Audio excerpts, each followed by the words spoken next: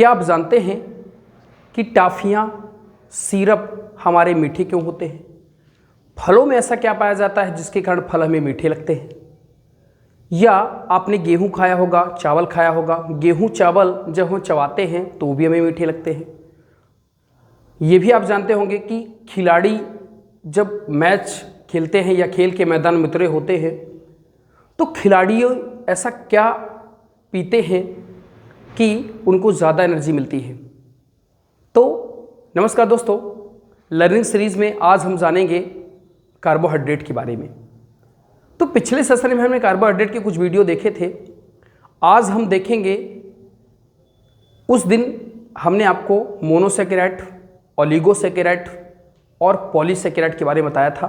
ठीक है, शायद मैंने मोनोसैकेराइड, ओलिगोसैकेराइड के बारे में बताया था। आज जो बारी है कार्बोहाइड्रेट का तीसरा वर्गीकरण जो है, इसका नाम है पॉलीसैकेराइड। जो पॉलीसैकेराइड है इसके बारे में आप ये जानें, जो पॉलीसैकेराइड है तो पॉलीसैकेराइड ये मीठे नहीं होते हैं। तो सबसे इम्पोर्टेंट बात ये है कि ये मीठे नहीं होते हैं।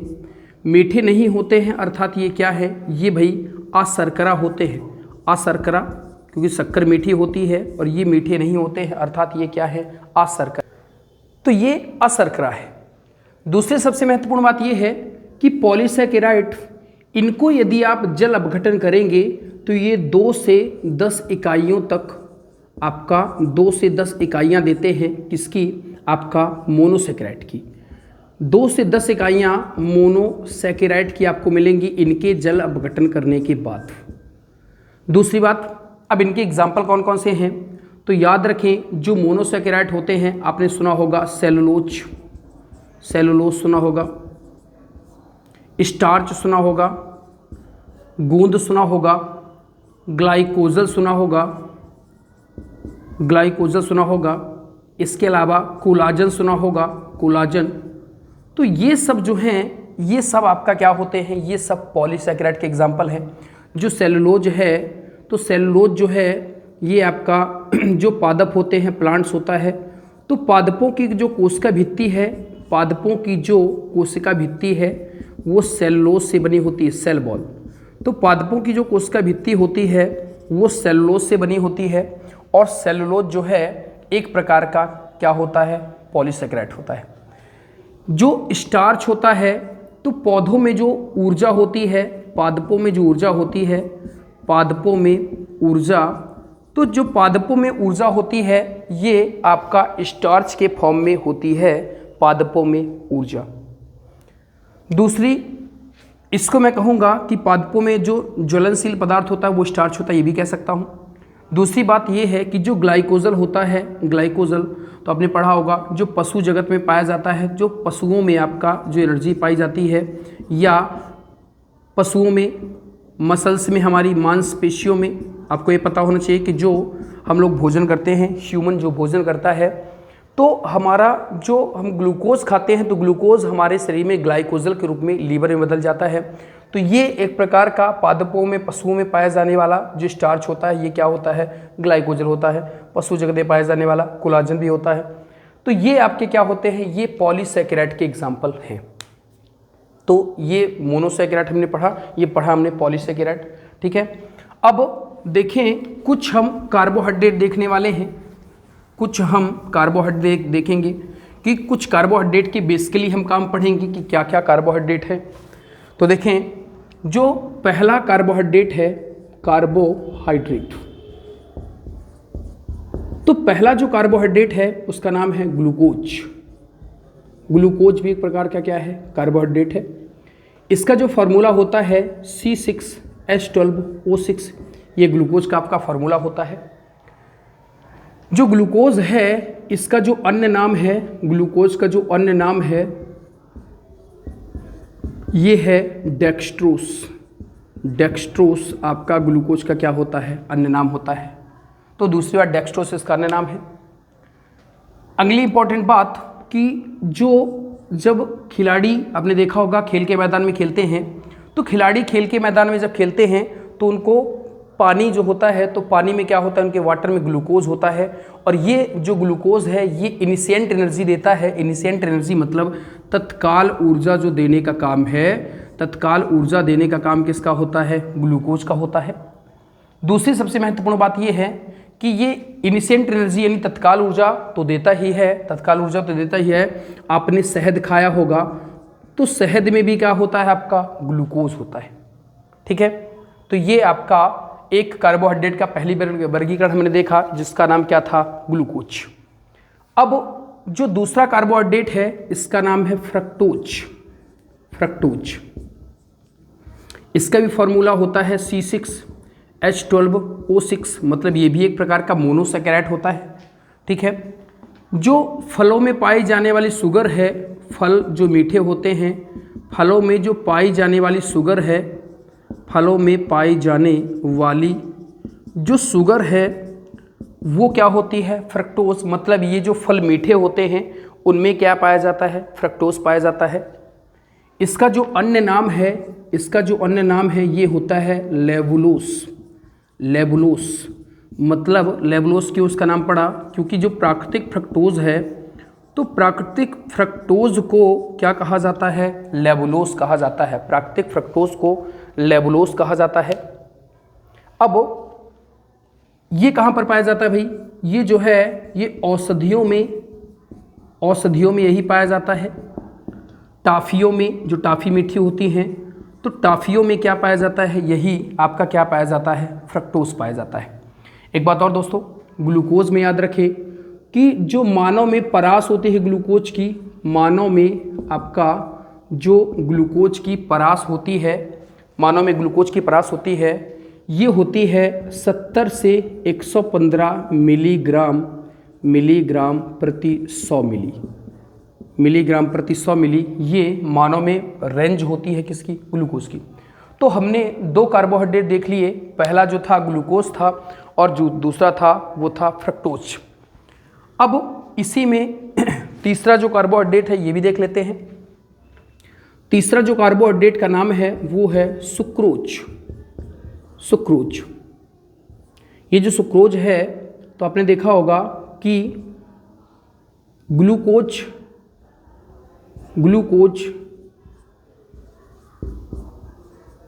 प्लस फ्रक्टोज से मिलकर के क्या बनता है, सुक्रोज बनता है। मतलब ये जो है इसका जो फॉर्मूला होता है C12H22O11 होता है, सुक्रोज।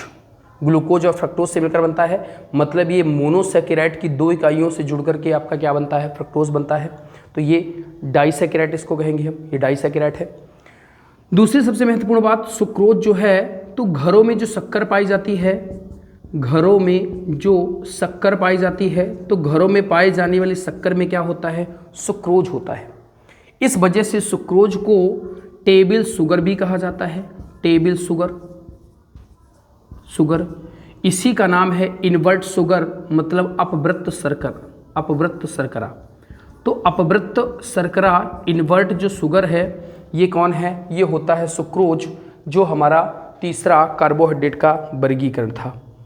और ये जितने भी आपने डब्बा बंद भोज्य पदार्थ खाए होंगे तो ये ज़्यादातर जो सुक्रोज है आपको डब्बा बंद भोज्य पदार्थों में जो मिठास होती है वो सुक्रोज के कारण होती है। डब्बा बंद भोज्य पदार्थ जैसे आपने खाया होगा जैम जेली, तो जो जैम जेली में मिठास है, जैम जेली में, तो ये किसके कारण होती है दोस्तों, ये जो होती है ये सुक्रोज के कारण होती है। तो ये था 3 वर्गीकरण। एक और आपने देखा होगा जो चौथा इसका वर्गीकरण है कार्बोहाइड्रेट का, माल्टोज। तो माल्टोज जो होता है ये ग्लूकोज प्लस ग्लूकोज से मिलकर के क्या बनता है, माल्टोज बनता है। ग्लूकोज प्लस ग्लूकोज से मिलकर माल्टोज बनता है, मतलब इसका भी फार्मूला होता है C12H22O11, क्योंकि इसके C6H12O6, इसका भी C6H12O6। तो आपसे ये भी पूछा जा सकता है कि माल्टोज किससे किससे मिलकर बनता है, तो ग्लूकोज और ग्लूकोज से मिलकर माल्टोज बनता है।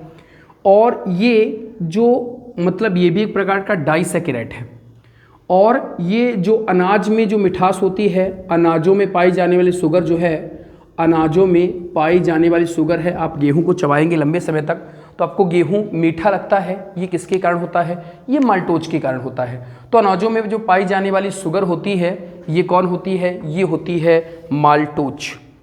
अब जो माल्टोज है तो अनाजों से आपका अल्कोहल भी बनती है, तो अल्कोहल के निर्माण में किसका प्रयोग किया जाता है? माल्टोज का प्रयोग किया जाता है। तो ये भी एक प्रकार का क्या है? कार्बोहाइड्रेट होता है। अब एक और कार्बोहाइड्रेट है जिसका नाम है लैक्टोज। ये जो है ये ग्लूकोज प्लस गैलेक्टोज से बनता है। ग्लूकोज प्लस गैलेक्टोज से मिलकर के आपका क्या बनता है? लैक्टोज बनता है। ग्लूकोज प्लस गैलेक्टोज से मिलकर बनता है लैक्टोज। मतलब इसका भी फॉर्मूला होता है C12H22O11। ये भी एक प्रकार का क्या होता है? ये भी एक प्रकार का डाइसैकेराइड कहेंगे हम। तो डाइसैकेराइड ये भी एक प्रकार का होता है। तो गाय के दूध में देखें, ये दूध में पाई जाने वाली शुगर होती है, ये दूध में पाई जाने वाली शुगर होती है। तो जो गाय के दूध में 4 से 6% आपका क्या पाई जाती है? लैक्टोज पाया जाता है। जबकि जो मानव दूध में लैक्टोज है ये पाया जाता है 5 से 8%। ठीक है, तो दोस्तों ये हमने कार्बोहाइड्रेट के कुछ वर्गीकरण देखे। एक हमने ग्लूकोज को पढ़ा, हमने सुक्रोज को पढ़ा, हमने फ्रक्टोज को पढ़ा, ठीक है, हमने माल्टोज को पढ़ा और हमने लैक्टोज को पढ़ा। तो ये आपके कार्बोहाइड्रेट के कुछ क्लासिफिकेशन थे जो एग्जाम में कई बार पूछे भी गए हैं। आपसे ये भी पूछा जा सकता है कि लैक्टोज किससे किससे मिलकर बनता है? तो ग्लूकोज गैलेक्टोज। सुक्रोज किससे मिलकर बनता है? Glucose plus fructose. माल्टोज किससे किससे मिलकर बनता है? ग्लूकोज प्लस ग्लूकोज से मिलकर माल्टोज बनता है। ठीक है, आपसे ये भी पूछ सकता है कि डब्बा बंद भोज्य पदार्थ मीठे क्यों होते हैं, या आपसे ये भी पूछा जा सकता है कि लेवलोज किसे कहा जाता है, फलों में पाई जाने वाली शक्कर क्या है, या आपका इनिशिएंट एनर्जी तत्काल ऊर्जा कौन देता है, शहद में क्या पाया जाता है। तो ये सब एक प्रकार से क्या होते हैं? ये सब कार्बोहाइड्रेट के ही वर्गीकरण है। ठीक है, तो दोस्तों ये था आपका कार्बोहाइड्रेट। अब कार्बोहाइड्रेट के बाद अगला जो नंबर है ये है प्रोटीन का। हम देखेंगे कि प्रोटीन क्या है, प्रोटीन कैसे काम करती है। तो आइए बिना देरी करे समझते हैं प्रोटीन को। देखिए, अब अगली जो बारी आती है वो आती है प्रोटीन की। तो अगर मैं प्रोटीन की बात करूं, प्रोटीन शब्द की जो उत्पत्ति है वो ग्रीक भाषा से हुई है। ग्रीक भाषा के प्रोटियोस शब्द से मिलकर बना है। प्रोटीन जो है ये ग्रीक भाषा के प्रोटियोस से मिलकर बना हुआ है और जिसका अर्थ होता है प्राथमिक होता है या अत्यंत महत्वपूर्ण। जिसका अर्थ होता है प्राथमिक, या इसी को कहते हैं, इसका भी अर्थ होता है क्या? अत्यंत महत्वपूर्ण।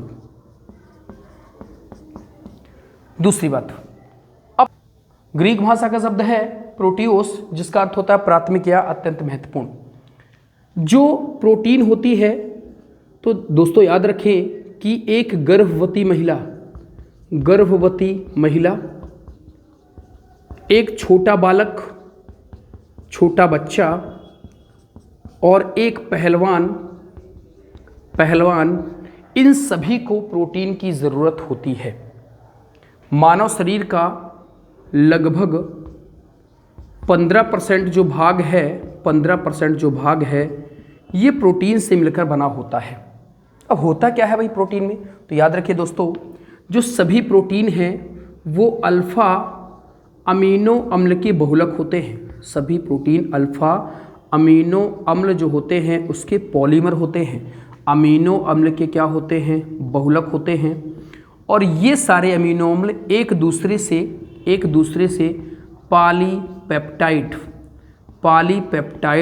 जो बॉन्ड होता है, पॉलीपेप्टाइड नामक बंध से जुड़े होते हैं।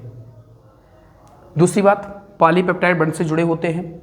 होता क्या क्या है? तो देखें दोस्तों, कार्बोहाइड्रेट प्रोटीन में अंतर क्या होता है कि प्रोटीन में कार्बन, हाइड्रोजन, ऑक्सीजन और नाइट्रोजन से मिलकर बने यौगिक प्रोटीन कहलाते हैं। हमने कार्बोहाइड्रेट में देखा था कार्बन, हाइड्रोजन, ऑक्सीजन था, लेकिन इसमें एक्स्ट्रा रूप में क्या आ जाता है, नाइट्रोजन आ जाता है। तो एग्जाम में प्रश्न आने लगा कि प्रोटीन का आवश्यक घटक या आवश्यक कंपोनेंट क्या होता है, तो प्रोटीन का जो आवश्यक घटक होता है वो नाइट्रोजन होता है। अब प्रोटीन जो है तो आपने ये भी पढ़ा होगा कि दूध में प्रोटीन पाई जाती है, ठीक है। कौन कौन सी प्रोटीन है, तो देखें प्रोटीनों के बारे में देखें तो सर्वाधिक जो प्रोटीन है, सर्वाधिक जो प्रोटीन होती है, तो सर्वाधिक प्रोटीन आपको देता है सोयाबीन। सोयाबीन में आपका 42% प्रोटीन पाई जाती है। तो सोयाबीन, मूंगफली, तो ये आपका क्या होता है, सर्वाधिक प्रोटीन देते हैं, ठीक है। अगला आपने देखा होगा एक केरेटीन प्रोटीन होती है, एक केरेटीन प्रोटीन होती है। एक आपने पढ़ा होगा केसीन प्रोटीन, केसीन प्रोटीन। तो ये जो केरेटीन प्रोटीन होती है ये गाय के दूध में केरेटीन प्रोटीन पाई जाती है, जबकि भैंस के दूध में आपका केसीन प्रोटीन पाई जाती है। मतलब ये जो दोनों दुग्ध में पाई जाने वाली शर्कराएं होती हैं, केरेटीन प्रोटीन, नाखूनों के लिए, बाल के लिए ये केरेटीन प्रोटीन आवश्यक होती है। इसी तरह आप ये भी जानते होंगे कि जो आपका पनीर होता है, पनीर लोगों को बहुत पसंद होता है पनीर, तो पनीर खाते हैं, तो पनीर में भी प्रोटीन होती है। तो पनीर के प्रोटीन का नाम है टायरोसिन। टायरोसिन ये पनीर में पाई जाने वाली प्रोटीन होती है। दालों में प्रोटीन मिलती है, दाल में जो प्रोटीन होती है उसका नाम है गैमेक्सिन प्रोटीन। ये जो है ये गैमेक्सिन प्रोटीन पाई जाती है कहाँ पर, दालों में पाई जाती है, ठीक है कि नहीं। तो दोस्तों ये प्रोटीन की कुछ अन्य बातें थी। दूसरी बात आप ये भी याद रखें कि मसल्स यदि आपको बनाना है तो मसल्स बनाने के लिए सर्वाधिक आवश्यक क्या होता है, प्रोटीन होता है। इसीलिए बॉडी बिल्डिंग आपने देखा होगा, जो लोग जिम करने जाते हैं तो जिम करने जाते हैं तो उनको प्रोटीन पाउडर ही दिया जाता है, ताकि क्योंकि ये मसल्स बनाने के लिए क्या आवश्यक होता है, प्रोटीन पाउडर आवश्यक होता है, ठीक है। अब दोस्तों एक बात और याद रखें, दाल में जो प्रोटीन आपको मिलती है तो दाल में गैमेक्सिन प्रोटीन ये आपका 26% होती है। आप मछली खाते हैं, अंडा खाते हैं, तो याद रखें दोस्तों कि ज़्यादा मछली अंडा में प्रोटीन नहीं होती है, 20% ही होती है। तो मछली हो गया, अंडा हो गया, ये आपको 20% एनर्जी ही देते हैं। फिर भी हमें लगता है कि मछली अंडा खाने से ज़्यादा अच्छा शरीर बनता है, ये 20% एनर्जी देते हैं। इससे बेहतर दाल 26% एनर्जी देती है। सर्वाधिक जो प्रोटीन है ये आपका खाने में लगभग सोयाबीन होता है 42%। मूंगफली में भी बहुत सारी प्रोटीन होती है, मूंगफली में भी 40 के करीब 40% के करीब क्या होती है, आपकी प्रोटीन होती है। तो ये सब आपका शरीर बनाने के लिए आपका ये आवश्यक होता है, ठीक है। दूध चावल आप खाएंगे तो दूध चावल में भी आपकी लगभग 12% प्रोटीन मिलेगी, ठीक है। तो दूध चावल, पालक वालक, तो इसमें भी प्रोटीन होती है, ठीक है। ये 12% के करीब देखें। चावल जो है ये सबसे ज़्यादा आपको कार्बोहाइड्रेट देता है। चावल, दाल चावल खाएंगे आपको तुरंत, ज़रूरी नहीं है कि दाल चावल में केवल आपका कार्बोहाइड्रेट मिलता है, प्रोटीन भी प्राप्त होता है, ठीक है। तो दोस्तों ये आपका प्रोटीन के बारे में कुछ जानकारी थी, ठीक है। तो अगले सेशन में हम बात करेंगे प्रोटीन के अलावा और क्या क्या चीज़ें हैं जो हमारे शरीर को आवश्यक होती है। एक बात और दोस्तों याद रखें कि हमारे शरीर को लगभग 20 प्रकार की प्रोटीन की ज़रूरत होती है, जिसमें से 10 प्रकार का जो प्रोटीन है ये मानव शरीर बनाता है। 10 प्रकार का जो प्रोटीन है ये मानव शरीर बनाता है, और 10 प्रकार का जो प्रोटीन है उसको हम भोजन के द्वारा प्राप्त करते हैं। तो आज के लिए बस इतना ही, मिलते हैं आपसे अगले वीडियो में, तब तक के लिए धन्यवाद।